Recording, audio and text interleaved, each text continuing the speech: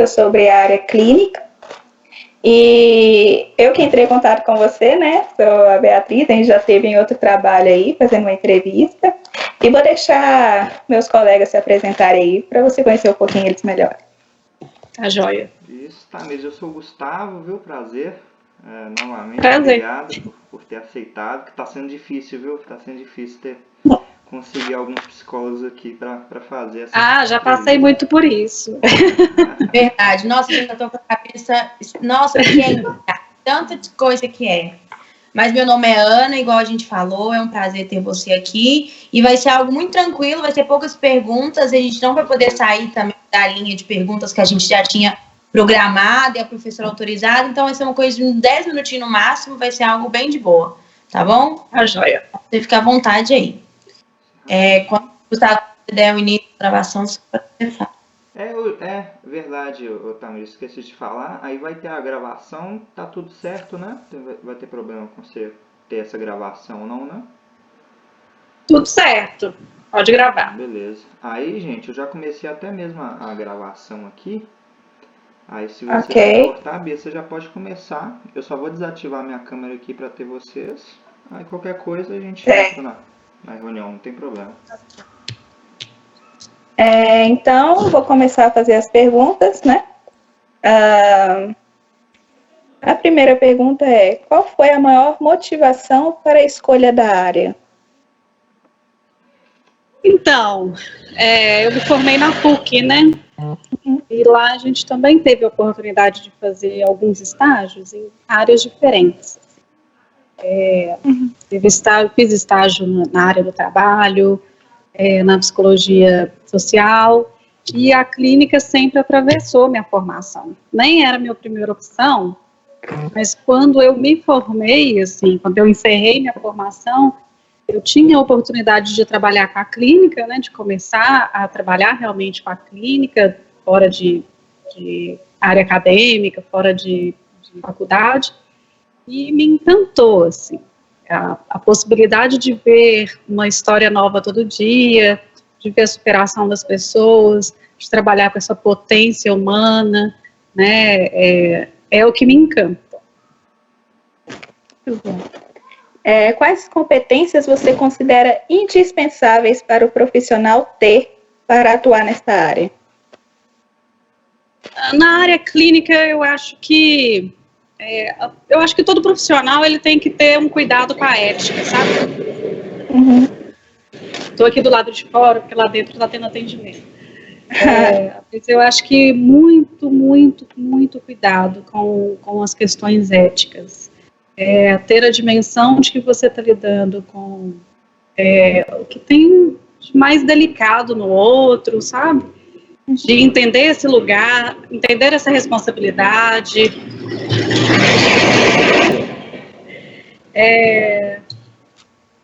De ter o cuidado de estudar os seus casos, de ter o compromisso de oferecer o melhor que você tiver, de técnica, de conhecimento, né? De fazer também a sua terapia para não misturar muito as coisas, que é inevitável. Você vai ouvir histórias que em algum momento elas encontram com a sua, e se a sua terapia não tiver em dia, você vai acabar atrapalhando ao invés de fazer o seu papel, sabe?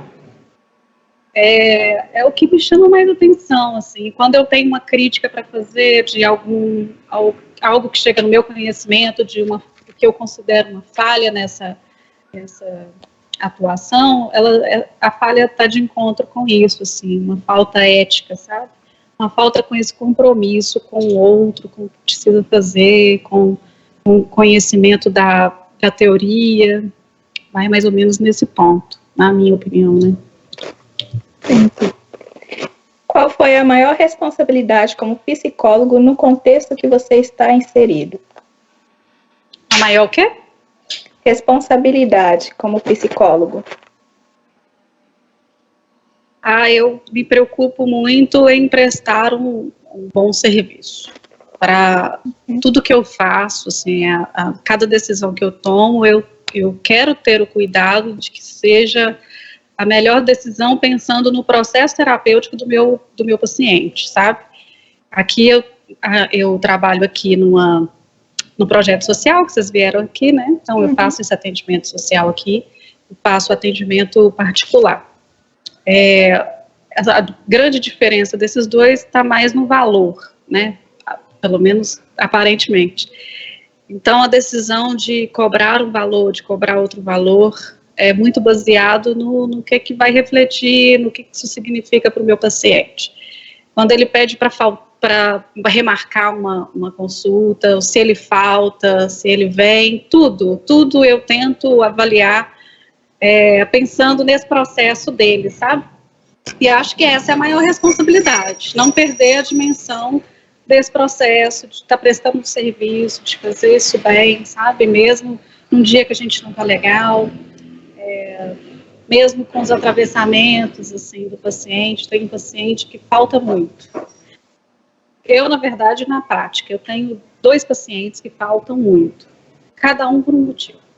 Cada um tem um sentido para isso. E aí a minha resposta também tem que ser para cada um deles baseado nisso. Acho que a responsabilidade maior é disso, é de entender que esse processo não é meu, é do cliente e tentar fazer o melhor para ele, assim, para ver o que ele vem buscar. Entendi. Qual foi a maior dificuldade que você encontrou no início da sua trajetória? Eu ainda estou no início, né? Aí uns 2 anos de atuação quase, mas ainda é o início. Assim, falta uma experiência. Tem hora que eu me deparo com coisas que eu sei que falta uma experiência, mas aí vem supervisão e minha análise, né, meu processo de análise, para suprir um pouco dessa falta. Mas acho que isso acontece, uma falta de estrutura também, né? A gente sai da faculdade, não tem essa clínica, o fazer pronto. Não tem um nome feito, paciente, então precisa ir construindo isso. E não é muito fácil, não, mas é gratificante, assim, sabe? Qual orientação você daria para um futuro psicólogo que pretende atuar na sua área de trabalho? Eu acho que entender a responsabilidade de lidar com o outro, né? Diferente de um RH que você vai ter ali um processo, passo a passo para se fazer as coisas, a clínica ela é construída. E é a sua clínica, assim, você não vai encontrar um modelo, sabe, para fazer. Dá muito trabalho, dá muito, angustia, tem hora que a gente fala, não sei nada. Tem sessão que a gente sai da vaga, fiz tudo errado, né? Normalmente isso não condiz com a realidade, não.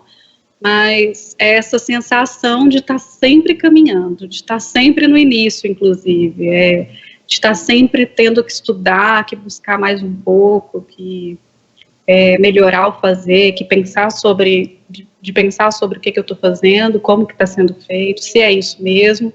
E entender que não vai ter uma referência, não vai ter um passo a passo para a clínica, sabe? Mas ainda assim, buscar ser muito profissional, muito ético, e de ter esse cuidado com o outro, que vai te entregar coisas muito sensíveis dele, de ter o respeito que isso merece, mas também o que dá força para isso tudo acontecer, pelo menos para mim, de ver a potência que todo mundo tem dentro de si para superar as coisas, sabe, assim. Então, a dica que eu dou é essa, de ter esse cuidado ético, sabe, de buscar fazer as coisas com muito cuidado e sempre tendo lá no horizonte o processo do paciente. Quais as principais demandas atendidas no seu contexto de trabalho? Demanda? Isso. Então, assim, aqui no projeto social, essa questão de relacionamento, o término ou a insatisfação, ou o desejo de começar algum relacionamento aparece muito. Mas com a pandemia, choveu ansiedades. Todos os pacientes apresentam uma queixa de ansiedade. Chegam aqui com essa palavra, sabe? É impressionante, assim. Já tinha um pouco disso, já via isso, mas depois do cenário, né, da pandemia, isso invade o consultório, e com sintomas, assim, pesados, não é uma ansiedade leve, não, com pessoas tendo crise, assim, me chamou muita atenção.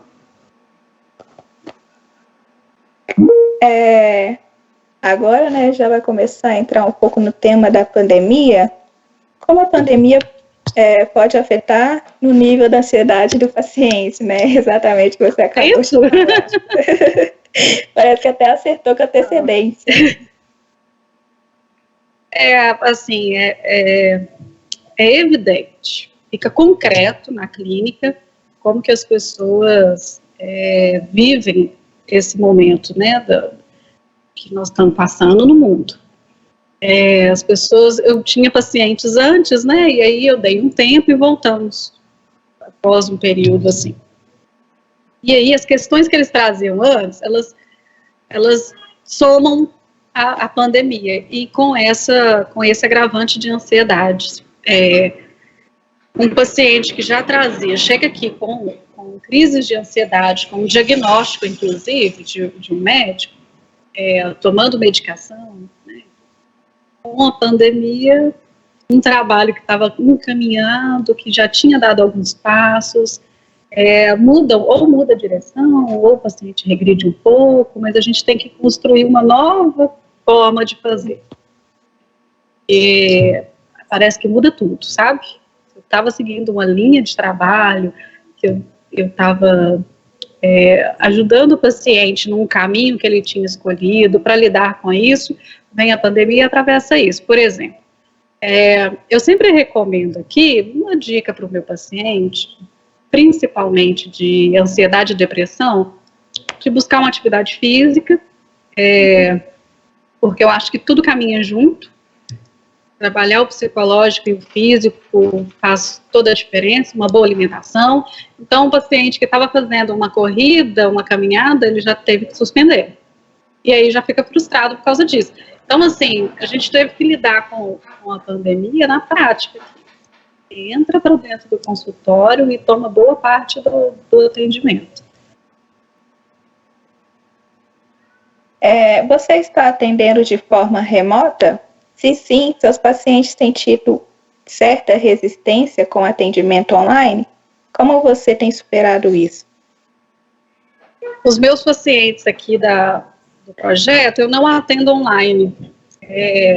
Não funciona, sabe? O atendimento social, ele abre mão do valor, né, em determinadas condições, para cada paciente é de um jeito. E se eu abro mão do valor e também da presença, a gente já tentou fazer aqui não funcionou, tá? Atrapalha a transferência, alguma coisa atravessa aí, não funcionou. Então eu não sei se eles teriam resistência. No começo eu tive demanda, tinha 2 pacientes que não queriam suspender o atendimento, naquela primeira onda, quando começou isso. Que pediram para fazer o atendimento online. Eu não fiz, acabou que eu não fiz. Na época eu tinha um lugar de fazer esse atendimento online, então acabou que eu não fiz. Mas assim, tem uma resistência do perfil de paciente daqui. O perfil do paciente da clínica particular é completamente diferente, flui muito melhor o online, assim, é muito tranquilo. Entendi. E como você tem mantido os aspectos éticos, né, com relação ao atendimento online da clínica particular que você disse? Aí assim, escolher, né, uma forma de fazer isso num lugar privado mesmo.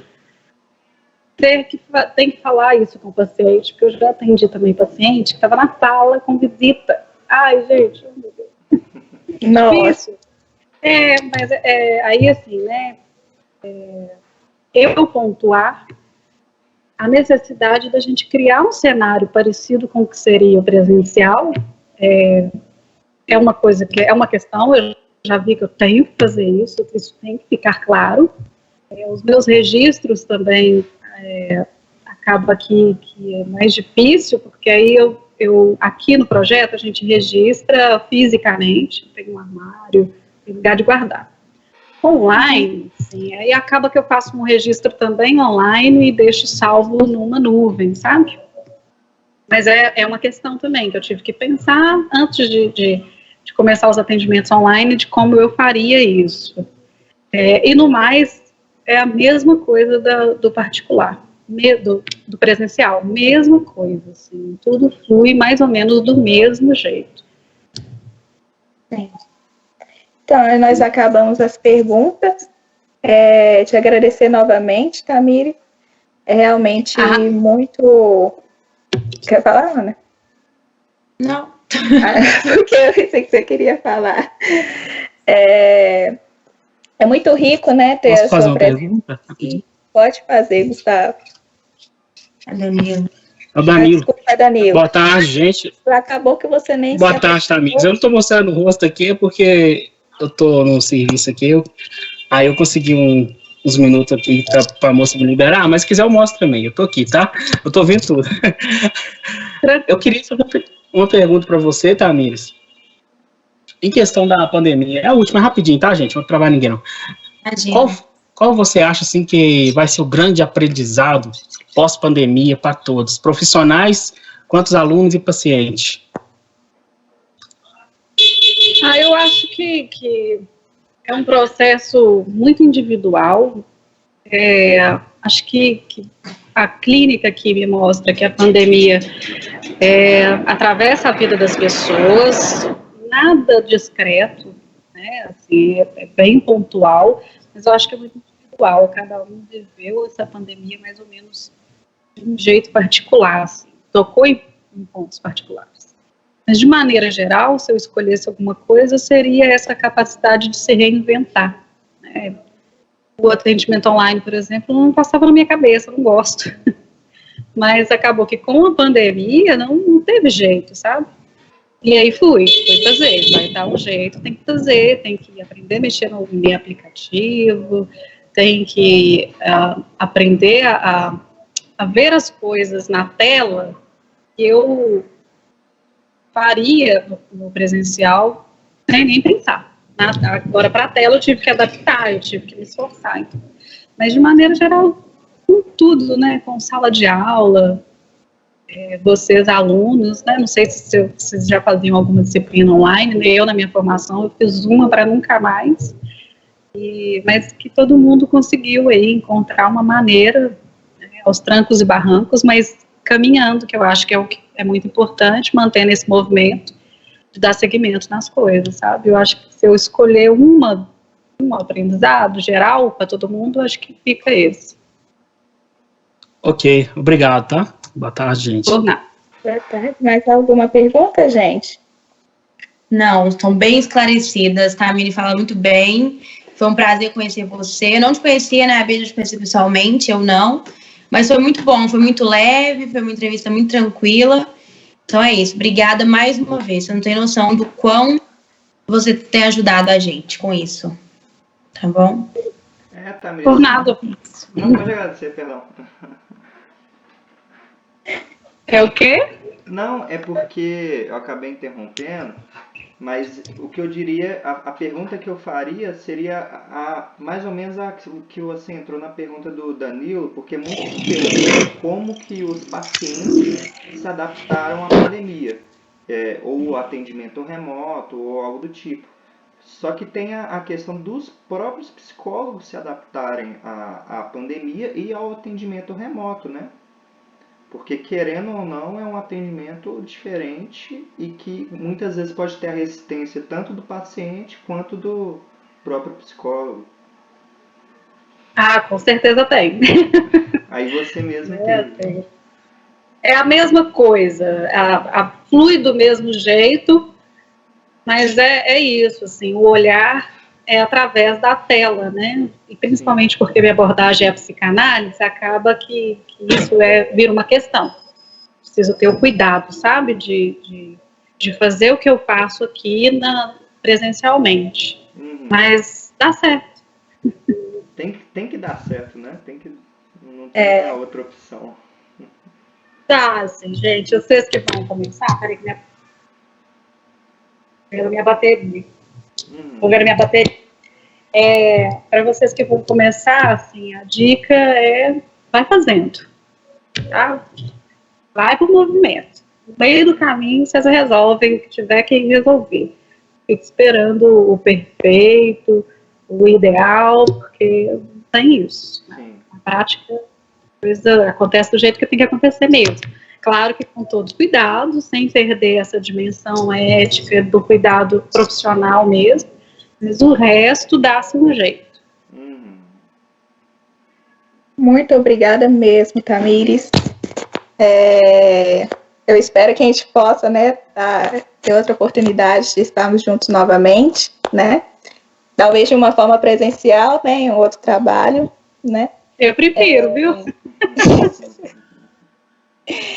E muito obrigada mesmo pela sua participação. É muito rica para a gente ter, né, essa oportunidade com um profissional que já está aí de frente, né? E ainda, né, dá essas dicas para a gente. Muito obrigada mesmo. Por nada, viu? Precisando, é só chamar. Ok, eu vou chamar mesmo. Tchauzinho, até mais. Gente. Tchau, boa tarde para vocês.